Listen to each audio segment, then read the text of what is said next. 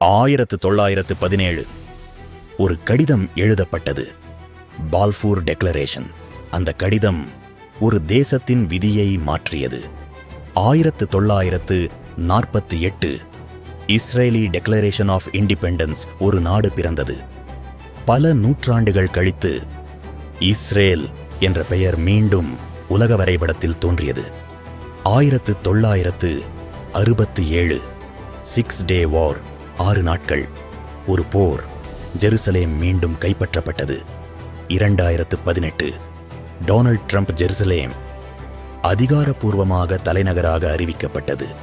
2018 ஒரு செய்தி உலகம் முழுவதும் பரவியது. ரெட் ஹைஃபர் கண்டுபிடிக்கப்பட்டது. 2022 ரெட் ஹைஃபர் இஸ்ரேலுக்கு கொண்டு வரப்பட்டது. பலருக்கு இது சாதாரண செய்தி அல்ல. 2010 ஏரன் வம்சாவளி கண்டறியப்பட்டது என்று கூறப்பட்டது. 2025 ஹை பிரீஸ்ட் நியமிக்கப்பட்டார். இந்த எல்லா வருடங்களும் ஒரு பெரிய படத்தின் துணுக்குகளா? ஆயிரக்கணக்கான ஆண்டுகளுக்கு முன்பு book of Ezekiel, book of revelation, இந்த இடம், இந்த நகரம், இந்த ஆலயம் பற்றி எழுதப்பட்டது. 1917, 1948,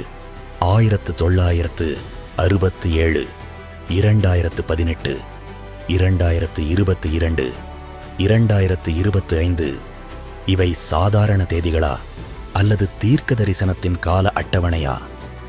உலகம் அரசியல் என்று பார்க்கிறது. சிலர் வரலாறு என்று பார்க்கிறார்கள்.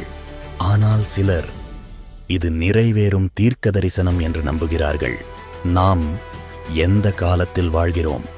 காமெண்ட் பண்ணுங்க.